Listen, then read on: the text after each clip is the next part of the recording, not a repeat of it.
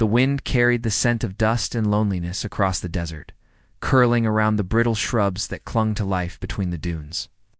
The sun had fallen low enough to cast the world in gold and shadow, and the silence was thick enough to make a man hear his own heartbeat.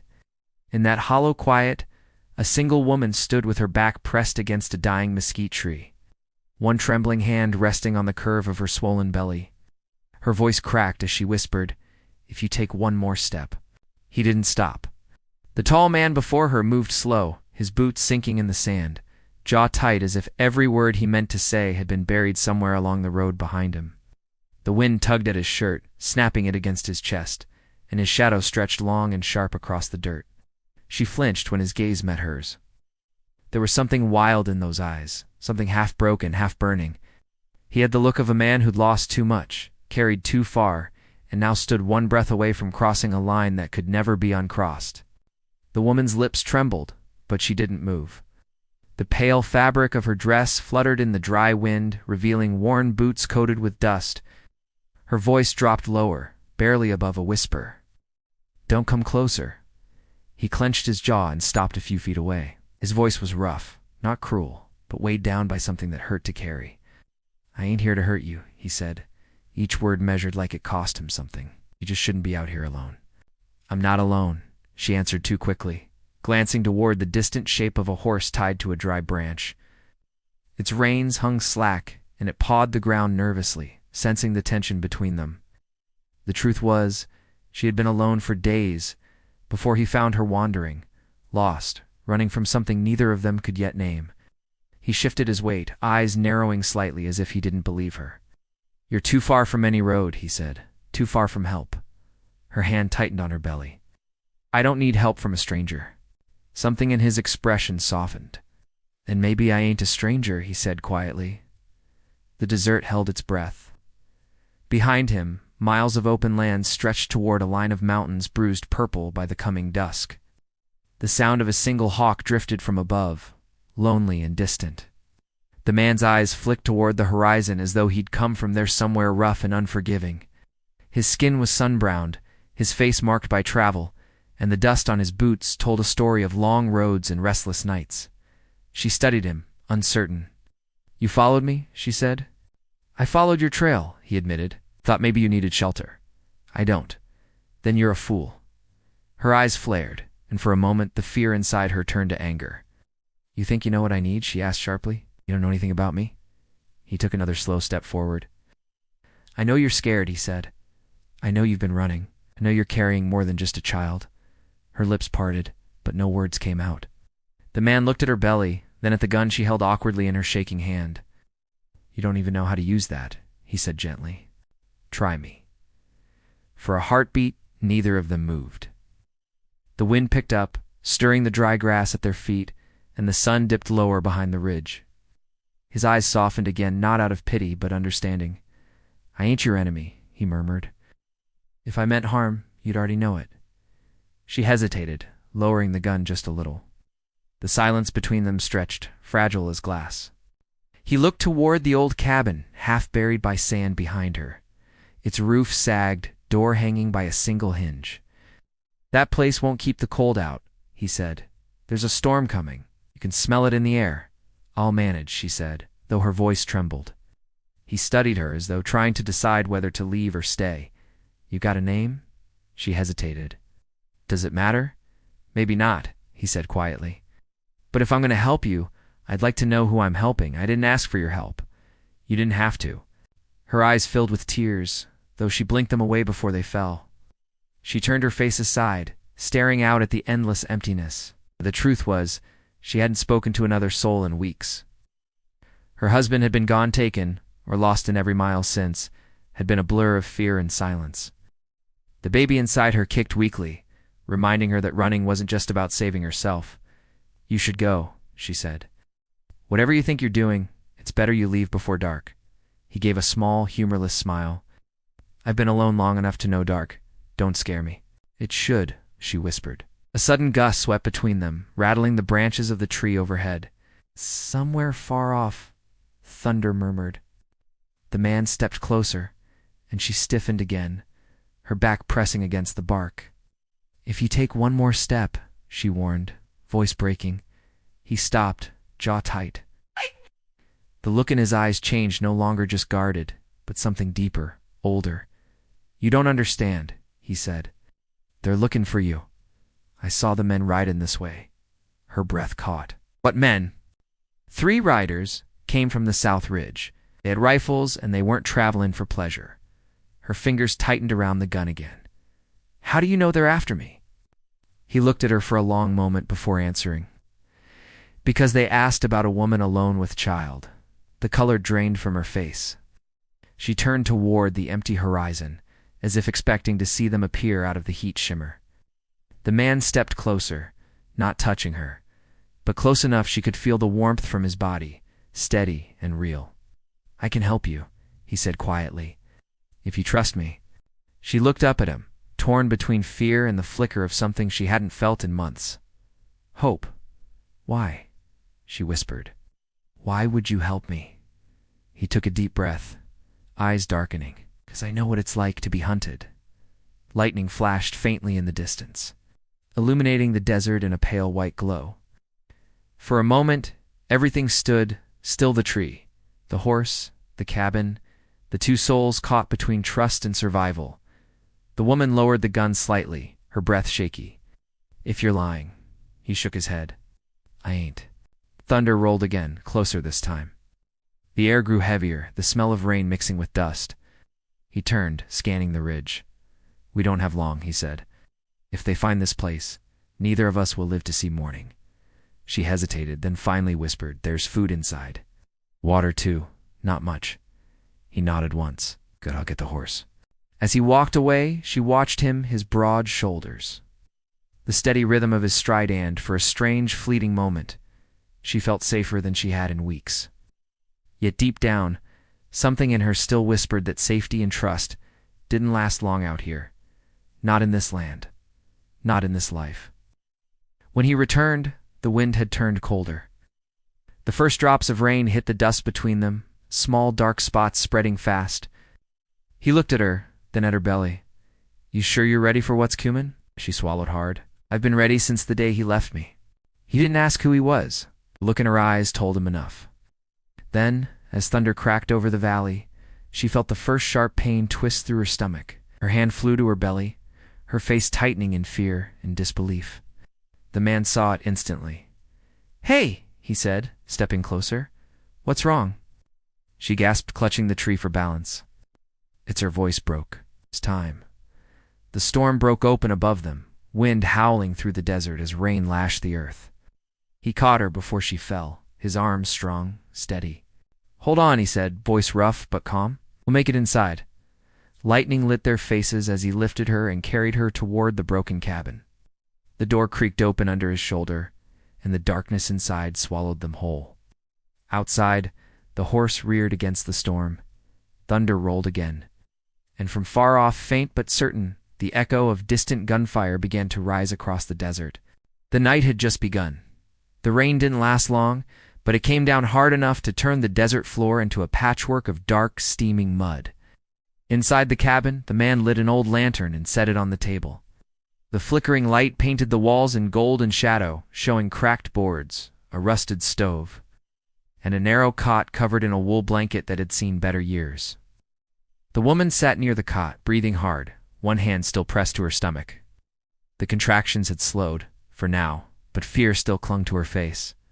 He knelt beside the fire pit, feeding dry sticks from a bundle he'd brought in from his saddlebag. When the flames caught, he stood and studied her quietly. "You should rest," he said. She shook her head. "Not till you tell me who you are." He hesitated, then sighed. "A man who's seen too many trails," he said. "A man who's got nothin' left to run to. That's not a name." "No," he admitted, "it ain't." The silence stretched between them again, heavy but not empty. The storm outside had eased to a light drizzle. The sound of it tapping against the window gave the room a strange peace, like the desert itself was holding its breath. She finally spoke again. "You said there were men coming, the ones from the South Ridge. How long before they get here?" He looked toward the window, his eyes narrowing. "An hour, maybe 2 if the storm slows and down." They won't stop till they find what they're looking for. Her hand trembled as she brushed a strand of hair from her face. They're looking for me because of him, she whispered. The man turned toward her. Your husband? She nodded slowly. He made enemies. I begged him to leave this land before it was too late, but he said the desert owed him one last chance. He thought he could make a living out here, thought the gold near the ridge was real. He listened quietly, leaning against the wall.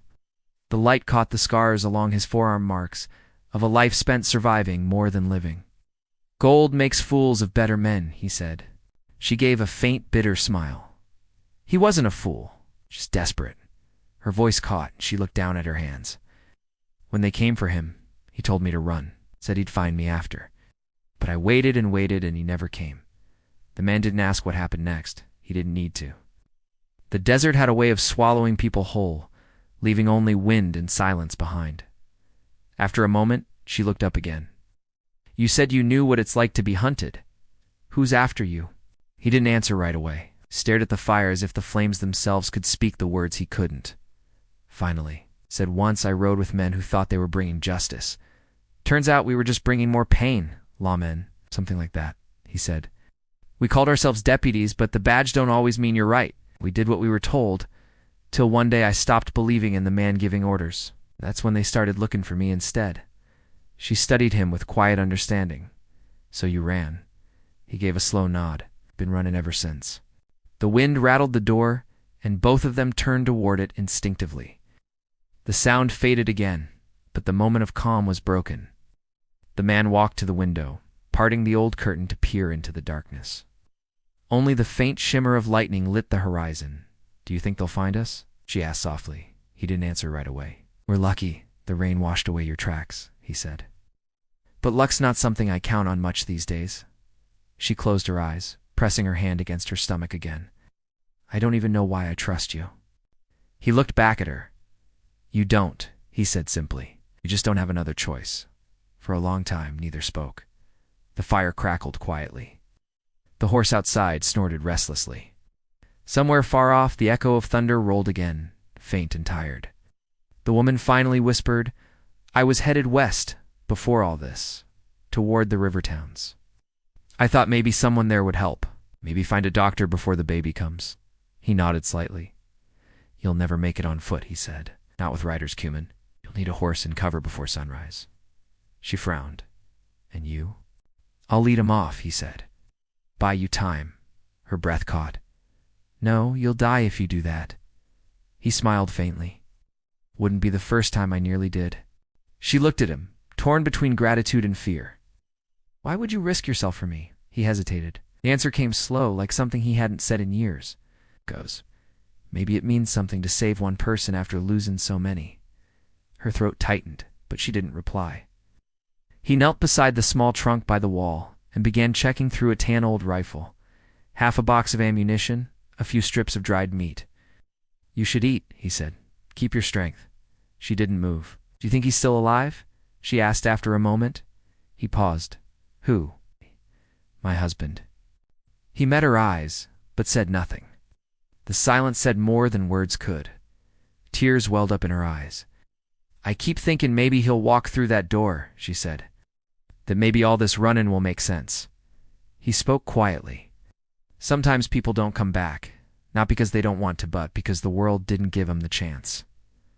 The words hit her hard, but she nodded slowly, accepting the truth even as it hurt. The wind outside picked up again, stronger this time. The man walked to the door and opened it just enough to look out. The rain had stopped, but the air was heavy and still. He could smell smoke in the distance. He turned back sharply. They're closer than I thought. Fear flashed in her eyes. What do we do? He moved quickly, dousing the lantern. The room fell into dim light from the fire. Stay low, he said. Don't make a sound. Through the thin walls, they could hear faint voices carried by the wind. Men's voices. One of them laughed a low, cruel sound that made the woman's stomach twist. The man crouched by the window, peering through a crack. 3 riders, he whispered, just like I said. Her hands trembled as she clutched her belly. They'll find us, not if I can help it. He checked the rifle, sliding a cartridge into the chamber. The sound of the metal clicked quietly in the dark. She flinched at the noise. "Don't," she whispered. "They'll kill you." He looked back at her. "Not if I'm faster." The riders' voices grew louder. The sound of hooves striking the wet ground echoed outside the cabin. She pressed her back against the wall, every muscle in her body tense. Then just as suddenly, the noise began to fade. The horses moved on past, their riders shouting to one another as they turned toward the ridge. The woman exhaled shakily. "They're gone. For now," he said, though his tone carried no relief. "They'll circle back by morning." He set the rifle down, rubbing a hand over his face. "We'll have to move before dawn. There's an old trail west through the canyon. It's dangerous, but it's your best chance." Her eyes widened. "What about you?" "I'll draw them the other way," he said. "You'll die," she whispered again. He gave a faint, weary smile. "Maybe. But if you and that child live, then maybe it's worth it." Her eyes filled with tears again, and for the first time she reached out and touched his hand. "You don't even know me," she said softly. He looked at her hand resting against his, rough against soft, strength meeting fear. "Don't have to," he said. "Sometimes helping a stranger's the only good thing left a man can do." The fire burned low. The air inside the cabin was thick with smoke and quiet sorrow. Outside, the desert waited, wide, endless, and merciless. The woman leaned her head back against the wall, exhaustion pulling at her eyes. But sleep wouldn't come. Every creak of wood, every sigh of the wind made her flinch. She kept seeing faces in the dark, men on horseback, her husband's last look, the gun she'd fired once and missed. The man sat near the door, rifle across his knees, watching the dying fire. His mind drifted to memories he'd buried long ago. A woman's voice, a child's laughter, the smell of rain before everything went wrong. He closed his eyes for a moment, letting the pain settle where it always lived. When he opened them again, dawn was still hours away. The world outside had gone utterly still. He looked over at the woman, her head bowed, one hand resting on her belly. For a brief, fragile moment, peace touched the edges of the cabin. But far out beyond the ridge, a faint glimmer of firelight moved through the darkness. The riders hadn't given up. They were circling back. He rose slowly, tightening the strap of his holster. The decision was already made. The storm had passed, but the real reckoning was only beginning. The wind had quieted to a ghostly hum, the kind that slips between cracks and whispers to old wood. The man stood by the window, watching faint lantern lights flicker along the ridge. The riders were back, 3 specks of orange flame moving through the dark like restless spirits searching for sin. He knew the kind of men they were. He had ridden with their kind once, men who believed the desert was theirs to rule. Men who took what they wanted and buried the rest beneath the dust. He turned to the woman. She was awake, though she pretended not to be, her breathing too quick to fool him. The faint glow from the fire outlined her face, pale and drawn. She'd been fighting pain all night, hiding it behind silence. He admired her for that, though part of him wished she wouldn't. He'd seen that same stubbornness before in men who refused to admit they were dying. "They're closer," he said softly. Her eyes opened. "How close?" "Close enough to smell smoke from this fire," he answered. "We'll have to leave before dawn." She looked toward the door, fear flickering in her gaze. "I can barely walk," she said. "You saw what happened earlier. It won't make it a mile." He moved closer, crouching beside her. "Then I'll carry you," he said simply. She shook her head. "Can't carry me and fight them too." He met her eyes, the lantern's reflection dancing in his own. "I'll find a way." For a moment neither spoke. The air between them was filled with things neither dared say: fear, hope, guilt, and the strange pull of trust that had grown too quickly between 2 strangers in the middle of nowhere.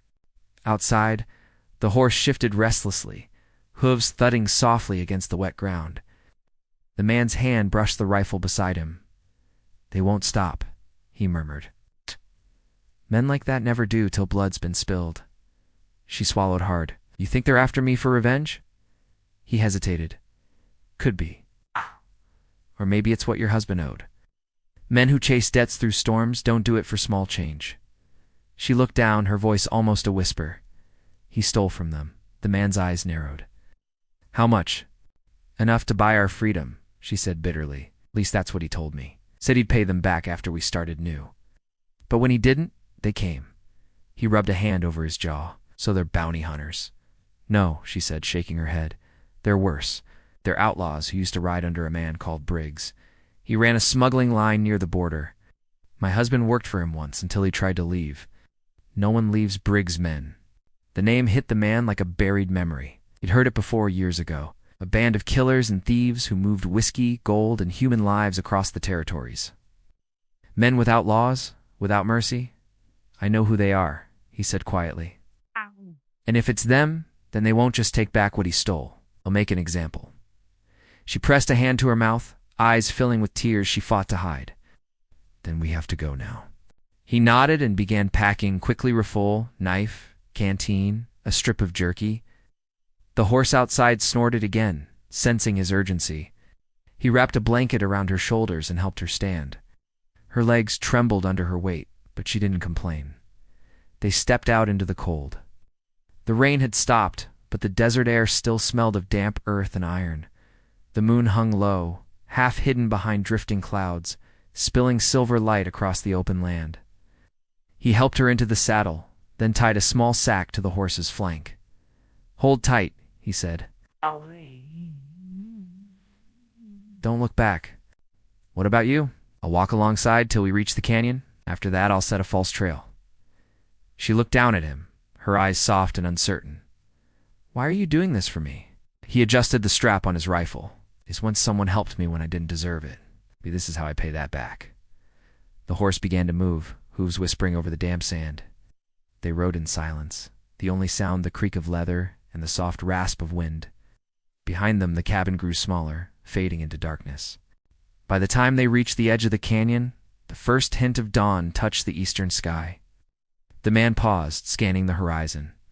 In the far distance, faint movement glinted in the growing light, 3 riders following a trail that led straight toward them. Hey, they're tracking us faster than I thought, he said. She turned, her voice shaking. What do we do now? He pointed toward the narrow pass cutting through the red cliffs. That way, stay low. Once you're inside, keep going west till the path forks.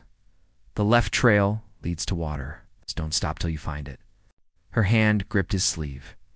You're not coming? He met her gaze, steady and unflinching. If I stay with you, they'll find us both. But if I lead them off, you'll have a chance. No, she said, shaking her head. You can't fight them alone. He smiled faintly, though there was no joy in it. I've fought worse odds. Tears blurred her eyes. You'll die. He looked away toward the sunrise, its light spilling over the desert. Maybe, but if it means that child gets to see another morning, it's a fair trade. The words hit her like a knife. Before she could speak, he gently took the reins and guided the horse toward the pass. Then he stopped and handed her a small silver pendant from around his neck. Keep this, he said. If you ever make it to the river towns, show it to a man named Coulter. He owes me a favor. We'll see you safe. She held the pendant tightly. What is it? A reminder of the life I lost, he said, and the one you still have. Then he turned and walked back into the desert, rifle in hand, coat whipping behind him in the wind. She wanted to call out to beg him not to go, but her voice caught in her throat. He didn't look back. From the ridge, the outlaws had seen the tracks leading toward the canyon. Their leader, a bearded man with cold eyes, spat into the dirt. 2 of them, he said. One ridin', one walking. The woman's gotta be her. Another rider chuckled. Boss said she's worth more alive. What about the man? The leader grinned. Don't matter. Anyone gets in our way dies slow. The sun crept higher as the man walked across the flat, open stretch of desert. He moved steady, leaving a clear trail. He wanted them to find him. Every step he took was calculated, every footprint a message. Follow me. Behind him, the horse's faint echo disappeared into the canyon. When he reached a cluster of rocks near the dry riverbed, he knelt and scanned the horizon. The riders were closing in, their shapes distinct now 3 figures against the glare of morning light. He could see their rifles glinting. He took a deep breath and checked his weapon. 5 bullets, 3 men it would have to do. He crouched behind the rocks and waited. The wind carried their laughter as they approached, growing louder, closer. His heartbeat slowed, steady as stone. When the first rider drew near, he fired. The man dropped instantly, falling from his horse into the dust. The others shouted, wheeling their mounts toward the sound. He fired again, hitting one in the shoulder. The third dismounted, ducking behind his horse, returning fire. Bullets tore through the air, striking the rocks around him, spraying grit and splinters. The man reloaded quickly, gritting his teeth as a bullet grazed his arm. Pain burned through him, but he stayed focused. He wasn't fighting for himself now, he was fighting for her. The outlaws spread out, trying to flank him. One of them called out, voice dripping with cruelty. "You're macking a big mistake, friend. She ain't worth dying for." The man fired again, missing by inches. "You don't know her," he shouted back. The other laughed. "Don't need to. Briggs wants her, and what Briggs wants, he gets." At the sound of that name, anger surged through him like fire. He stepped from cover, aiming true, and dropped the second man. The last outlaw cursed and turned his horse, spurring it toward the canyon. The man fired once more, but the shot went wide. He watched as the rider disappeared into the cliffs, the same path she'd taken. He knew what that meant. The woman wasn't safe yet. Blood dripped down his arm as he grabbed his gear and staggered toward the canyon. The sun blazed overhead, baking the earth. Every step hurt, but he didn't stop. Somewhere ahead, a wounded killer was riding straight toward her, and he wouldn't let the story end that way. By the time he reached the canyon's mouth, the air was still and hot. The silence there was heavier than before, broken only by the sound of hooves echoing against stone. He lifted his rifle, scanning the narrow trail. A faint cry echoed in the distance, her voice. He gritted his teeth and started running. The trail twisted and narrowed, cliffs rising high on either side. Dust choked the air, and somewhere up ahead the sound of a struggle broke through. He quickened his pace, heart pounding. And then, just as he rounded the bend, he saw her on the ground beside the horse, fighting to push herself up. The outlaw stood over her, gun drawn, a cruel smile spreading across his face. The man raised his rifle, aiming steady despite the tremor in his hand. But before he could fire, the outlaw turned his eyes, locking on him, and the two men froze in a moment, stretched thin as glass. The desert held its breath again. Only one of them would walk out of that canyon alive. The canyon air hung still, the silence trembling with the promise of violence. The man stood at one end of the narrow pass, rifle raised, his body tense but steady. Across from him, the outlaw moved closer, dragging one boot through the gravel, the sound slicing through the quiet like a blade. The woman lay on the ground behind a fallen rock, one arm wrapped around her stomach, her face pale but her eyes burning with defiance. The rising sun bled red light down the canyon walls, throwing long shadows that looked almost alive. The man's breathing slowed, every sound sharpening, the click of the outlaw's revolver, the creak of leather, the distant cry of a hawk circling above. His wounded arm throbbed with each heartbeat, but he ignored it. He'd been through worse, and pain had long since become a companion he no longer feared. What mattered now was distance, timing, and the single thought that he could not let the woman or her unborn child fall into the hands of the man standing before him. The outlaw grinned, yellow teeth flashing in the light. "Sure picked the wrong woman to save," he said. His voice was coarse, like gravel rolling in a dry riverbed. "Briggs don't forget debts. They'll pay good for that, one alive or dead." The man's jaw tightened. "Then I reckon you'll have to decide what you want to be." The outlaw's smirk faltered, just a flicker, but enough. He fired first, the shot cracking through the canyon like thunder. Stone dust sprayed near the man's shoulder. The man ducked and rolled, returning fire. The echo of bullets rang back and forth, each shot sparking off rock, filling the air with smoke and the scent of gunpowder. The woman pressed her hands over her ears, the world around her shrinking to the sound of gunfire and her own trembling breath. She wanted to move, to crawl, to run, but her legs felt heavy as lead. Every shot felt like it shook the earth beneath her. The man's rifle clicked empty. He dove behind a boulder, reloading fast, blood from his wounded arm streaking down the barrel. Looked up in time to see the outlaw climbing higher along the rocks, trying to get above him. Smart move, he'd have the angle if he made it. The man cursed under his breath and moved along the wall, keeping low. He could see the outlaw's shadow shifting across the stone, hear the scrape of boots against gravel. He aimed where the sound came from and fired once. The outlaw ducked, the bullet missing by inches. The canyon fell silent again, both men waiting for the other to move. The wind whistled faintly through the narrow pass, carrying the faint scent of rain still clinging to the air. Then came the sound of footsteps, light, hesitant. The woman had pushed herself to her knees, trying to reach the man's dropped canteen nearby. But the movement caught the outlaw's eye. He turned sharply, spotting her behind the rock. "There you are," he hissed. She froze as he leveled his gun toward her. The man stepped out before thinking, shouting, "Don't." As he fired, both shots went off at the same time. The outlaw's bullet shattered stone inches from the woman's head. The man's shot tore through the outlaw's coat, knocking him off balance but not down. The outlaw stumbled, regained his footing, and glared down at the man. "You're fast," he spat, "but you ain't faster than death." He lunged down the rocks, firing wildly. Bullets ricocheted off the canyon walls, the noise deafening. The man ducked, but one round caught his side, tearing through the fabric of his shirt. He staggered, his breath hitching. The woman screamed his name, not a name she'd been told, but the name she'd chosen for him in her mind, the only word she had to call him by. He steadied himself, pressing a hand to the wound, blood seeping between his fingers. "Stay down," he managed to say, his voice raw. The outlaw reached the ground again, circling closer, gun raised, smile returning. "Told you," he said. "You should have stayed out of this." But the man didn't back away. He lifted his rifle, eyes steady. "You talk too much." He fired again, hitting the outlaw on the shoulder this time. The man staggered, dropped his gun, and fell to one knee. But instead of surrendering, he lunged forward, tackling the man into the dirt. The rifle flew from his hands.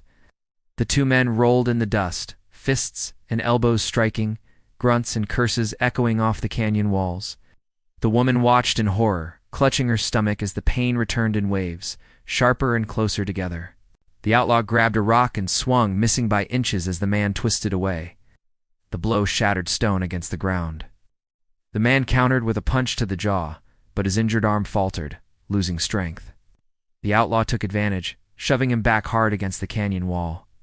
"Should have let her go," the outlaw growled, pressing his forearm against the man's throat.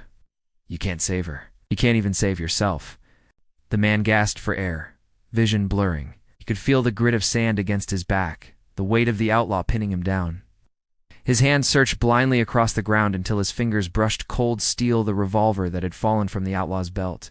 He gripped it tight, pulled the hammer back. The outlaw froze, realizing too late. The man swung the barrel upward, pressing it beneath the outlaw's chin. "Guess you were wrong about that," he rasped. The outlaw's eyes widened. But before he could pull the trigger, the sound of hooves thundered from the canyon entrance. More riders. The man turned his head just enough to see the silhouettes of two new figures on horseback. One held a rifle high, scanning the cliffs. The outlaw grinned, blood trickling down his neck. "Looks like Briggs sent more than 3.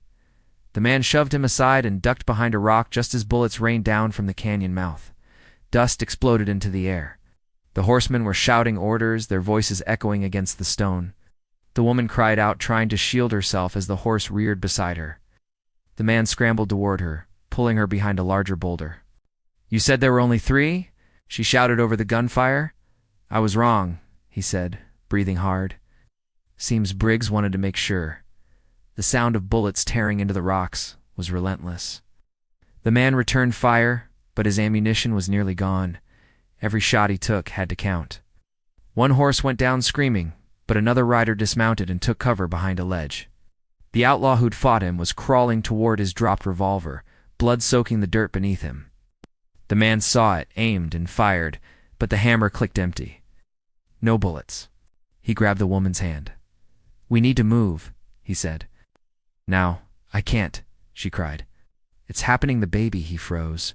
Her face was white as chalk, her breath uneven. She doubled over, a low moan escaping her lips. The timing couldn't have been worse. The sound of boots drew closer. One of the riders had climbed down from the ridge, advancing with his rifle ready. The man scanned their surroundings. The canyon split ahead, one narrow path leading to the river, the other looping back toward the open desert. He had to choose. Stay and fight with no ammunition, or risk the narrow trail with a woman on the verge of giving birth. He looked at her again. "Can you ride?" She shook her head, tears streaking her face. I can't." He exhaled slowly, eyes darting toward the approaching shadows. "Then I'll carry you." Before she could protest, he lifted her into his arms, ignoring the pain that tore through his side. The horse, startled by the gunfire, bolted down the narrow trail, reins snapping loose. He followed on foot, holding her close, every step echoing against the canyon walls. Behind them, voices shouted, "They're running." Bullets struck the rock around them as he ran. Out. One clipped his shoulder, spinning him half around. But he kept going, stumbling forward through the twisting passage. The canyon walls closed in tighter, shadows swallowing them whole.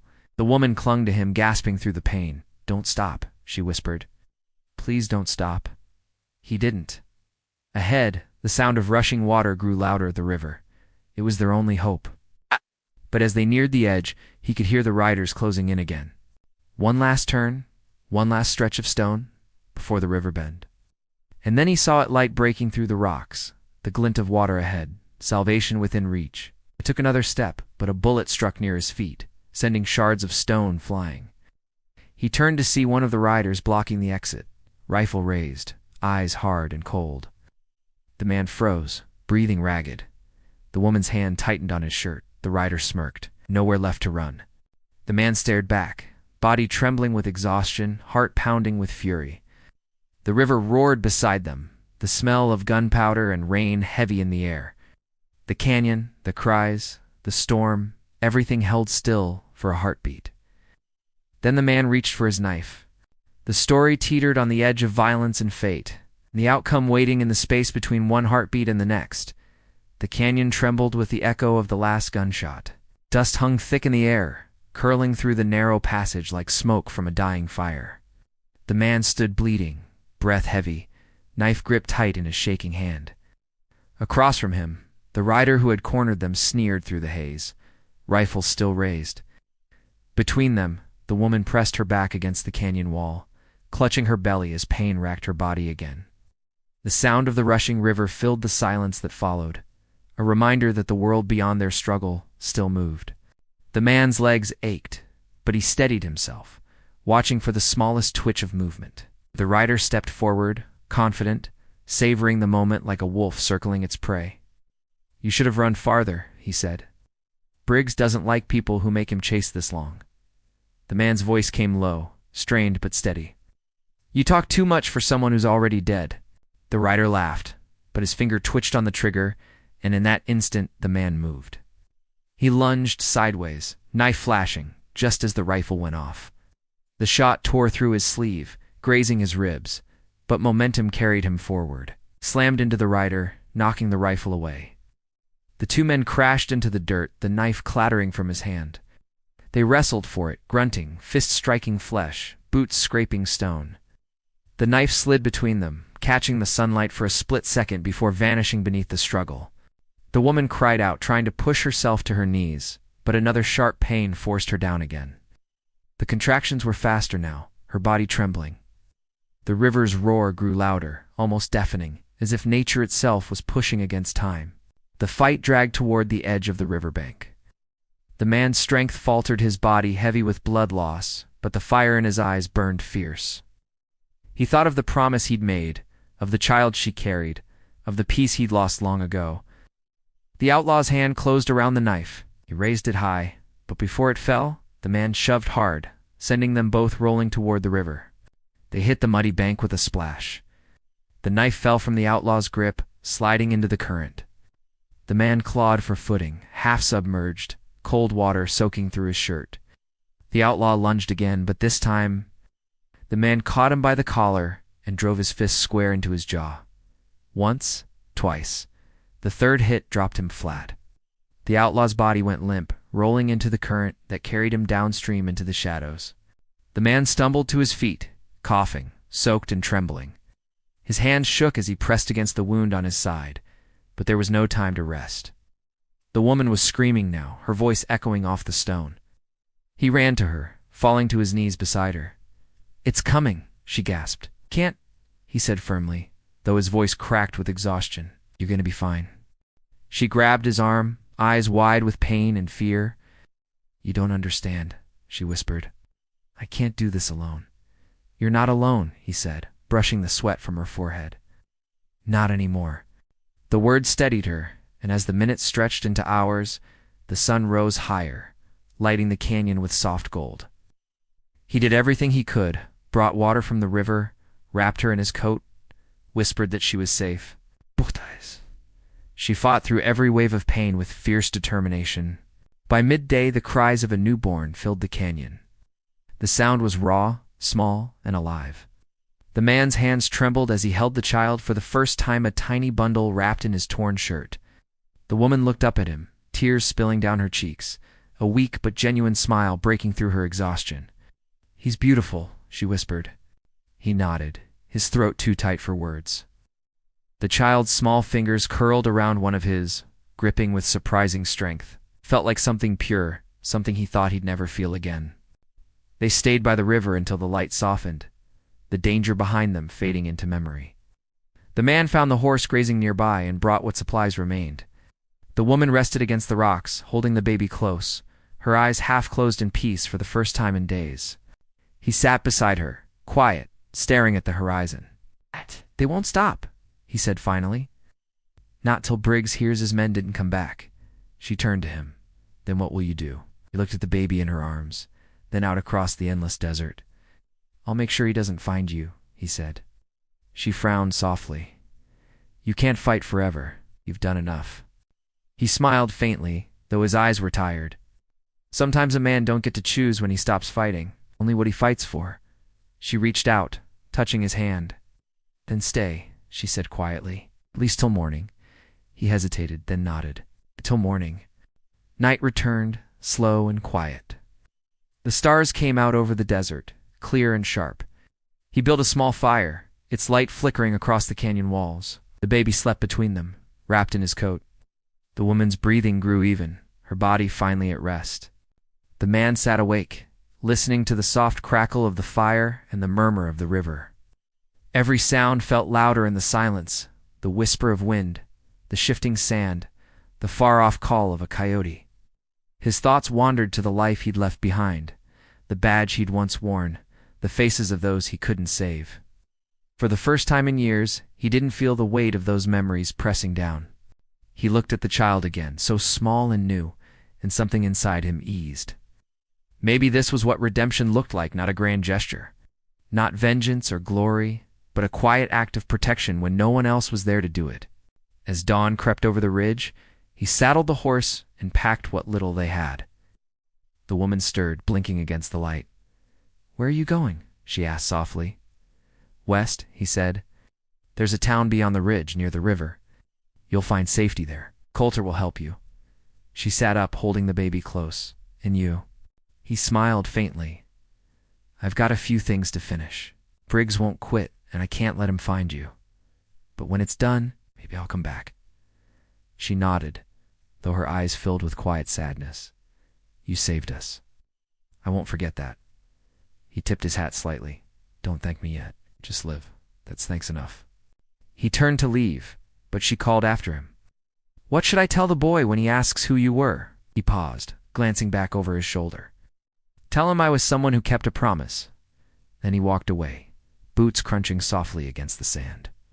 The morning light painted his figure gold as he disappeared into the horizon, the desert swallowing his shadow. The woman watched him until he was gone, the wind brushing against her face. She looked down at her son, who stirred gently in her arms, and smiled. "You're safe now," she whispered. "'Cause someone still believes in good men." The river kept flowing, carrying away the last traces of blood and dust, smoothing the scars of the battle that had taken place there. By the time the sun was high, the canyon looked untouched again, as if the desert itself had chosen to forget. But she wouldn't forget. And somewhere far away, neither would he. That night, beneath a sky that stretched forever, the desert was quiet once more. No gunfire, no screams, only the soft rhythm of wind and water. Life had returned to stillness, and in that stillness, a promise had been kept.